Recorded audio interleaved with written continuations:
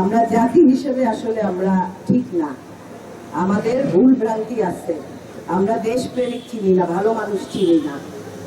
জিয়া রহমান শহীদ হওয়ার পরে এই দেশ অনেক পিছায় গেছে।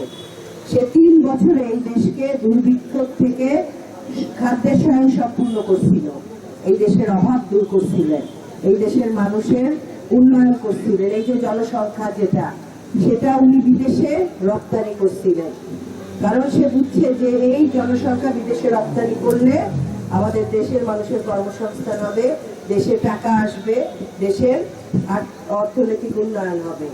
এবং আমাদের একটা আনন্দের বিষয় আছে যে শহীদ প্রেসিডেন্ট জিয়া রহমান নাই, কিন্তু তার সুযোগ্য সন্তান আমরা আরেকজন জিয়া রহমান পেয়েছি এখন আমাদের প্রধানমন্ত্রী হিসেবে।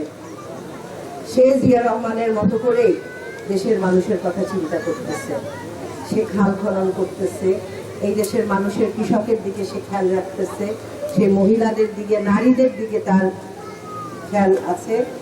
এবং শিক্ষা দীক্ষা বলেন, কর্মসংস্থান বলেন, মিল ইন্ডাস্ট্রি বলেন, প্রতিটি জায়গায় সে নিজে থেকে সে নিজে দৃষ্টিপাত করতেছে, সে কার উপরে ক্ষমতা ছাড়তেছে না, সে নিজে কাজ করতেছে নেমে। তো এই জন্য আপনাদের কাছে বলবো যে আজকের এই দিনে আপনারা আমাদের যে নতুন জিয়াউর রহমান আমরা পেয়েছি, আমাদের প্রধানমন্ত্রী তারেক রহমান, তার জন্য দোয়া করবেন, সে যেন এই দেশের মানুষের সেবা আরো সুন্দরভাবে করতে পারে, আমাদের সেবা করতে পারে। এটা প্রতিশ্রুতি, এটা প্রতিজ্ঞা। আমরা আপনাদের দেখভাল করব, ভালো রাখবো, কিন্তু আপনাদেরও একটা দায়িত্ব করতে হবে।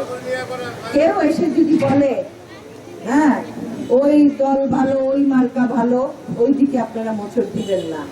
এই ফরিদপুরের মানুষকে আর বিপদের মধ্যে ফেলাই দিয়েন না আপনারা অন্যদিকে মোচড় দিয়া। হ্যাঁ, অন্যদিকে যাওয়া যাবে না।